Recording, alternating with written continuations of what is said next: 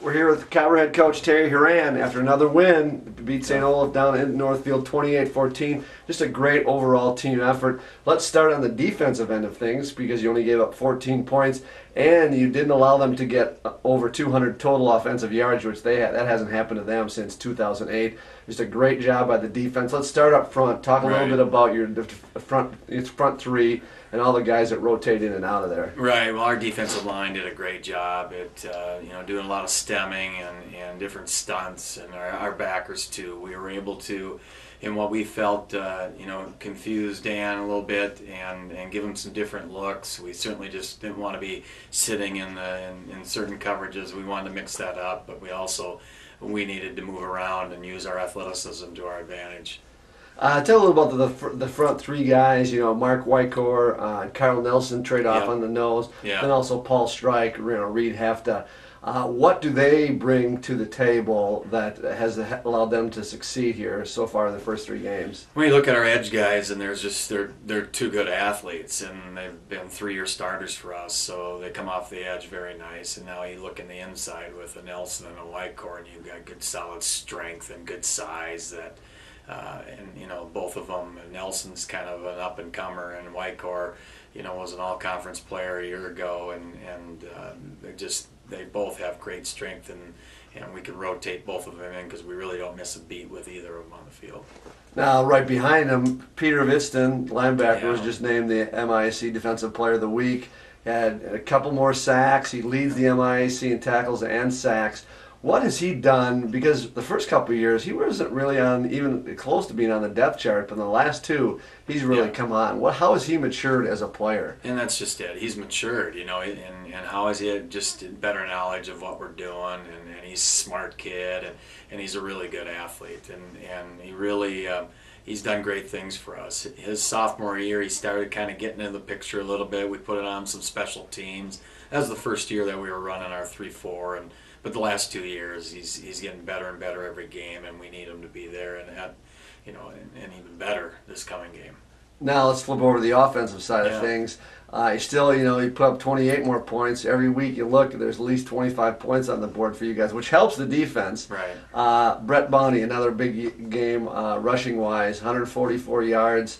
What has he done, especially in the second half? Can you notice teams in the second half start to tire from having to tackle him, a guy that's that size constantly for, 60 minutes? Well, I think it all stems from what he does in the off season. I mean, this kid, he's a powerful lifter, and he's one of our bigger guys and one of our stronger guys. But he's also, not only is he 6'4", 235 pounds, but he's a 4'5", 40 guy, so he can run too. And that puts a lot of wear and tear on people. And boy, when fourth quarter came, he was certainly you could see where St. Olaf was and where he was, and that's kind of been the two previous games too. He wears on you, and if we can get him going, he'll wear on you and wear on you. But it stems from his work ethic. His off-season training is unbelievable, and he wants to be the best that he can be in every given moment and every game and every play, and he's going to give it everything he has. So we're really proud of him, and we're proud of the people around him too, because he gets nothing without our offensive line, and our O-line has just been doing such a great job for us. And again, there you're talking guys that have played a lot for us.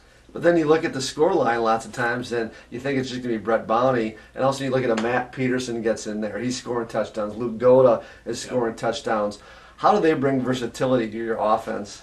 Well, they do, because it's nice that you really can't key on one guy. I mean, if you key on Brett Bonney, then we're going to be able to get to the perimeter and to the edge, and we want to do that too. You got Chris Gilson, you got Matty Peterson, you got Ben Wolf. Those three guys have really played great football for us, and they're athletic. And then you talk about a Luke Goda who will spill Bonney, and he brings a different dimension because he's probably got a little more quickness than Brett, but he hits those holes so fast that a lot of times he jumps on that second level of backers, if you will, and it's nice to kind of have that change up too, and to give Brett a blow and a break. So.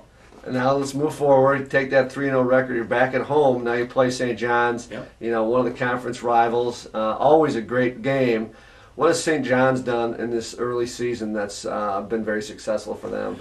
Well, they're a better football team, and they're well coached, and they've done a great job in their recruiting. They got great numbers again, but they've got great size up front, and that's certainly going to be huge on both sides of the ball. I mean, who's going to win the line of scrimmage battle? Because they got great size on the O-line, and they're physical defensively. They got a lot of returning starters, a lot of guys that have played for them on their defense. Offensively, you know, they've got good backs. They got a good core group of receivers that are athletic. So it's kind of back to the Johnny teams of old in my eyes. You know, they can pound it at you with their running attack, but they've got the skilled people to be able to throw the ball as well. And one of the things you talked about that their passing game, Connor Bruns, their quarterback, does a pretty good job, and they're at the top of the league in passing. Does it help that you played a passing team last week in St. Olaf, and now you're going to face a more pass-orientated team in this week in St. John's? Well, yeah, you know, they like to pass, but I know they want to get that run established too. You know, when you're two-dimensional, it makes you tougher to defend, and that's kind of always been the case with St. John's. And you're right, Connor Bruns does a nice job. He's a big, tall QB with good size, and he's got a really good arm, you know, and I've been impressed with him, and they're doing some different things with him. You know, they're not just keeping him in the pocket either. They're sprinting him out, and he's got good people to throw to. So this is going to be a dandy of a game. It always is. St. John's and Concordia get together, but we have a lot of respect for them and their coaching staff and their kids. And you know, I look up and down that roster. There's a heck of a lot of them I wanted wearing maroon and gold, that's for sure. So at least we're going after the same kids. I just need a few more of those guys.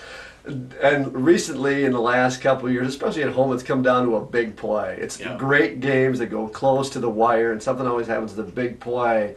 You know, last year you fall inches short on the goal line in overtime. Is that something you talk about with the kids? One of your goals for the game is not to give up that play, or be ready and be more focused when those times come in the game. You know, we always feel there's 3 or 4 plays that really determine the outcome of a game, and you know, you always talk about being focused on every snap, but you know, I think it's just something. If you're in that position where you know it comes down to maybe one last play, you're in a good position. Now it's just a matter of going and making that play, and unfortunately, St. John's has made a few more of those plays than we have, and we certainly hope the tables turn.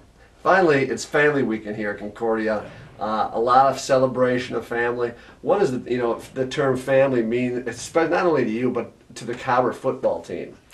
Well, obviously, when you start talking about family, you talk about you know, the people that have sent their sons to play in our program, and they eat up Concordia football. They're tailgating before the game and mingling, and they. You know, to me, it's just that tightness, that bond that you want within your program, and then you start talking about, you know, your football family, you know, the alumni, the guys that come back and cheer you on and root you on and help in these outdoor facility campaigns to make your facilities better, to make your program better. But you know, those are the guys that you love playing for, because they've all been in our shoes, and they've been out on the Jake, and they want to see great performances, and they love games like this, St. John's and Concordia. So it's a special weekend for all of us. It's going to be a great crowd, and I know St. John's travels well too, so it's going to be another dandy day. Good luck on Saturday. Thanks a lot.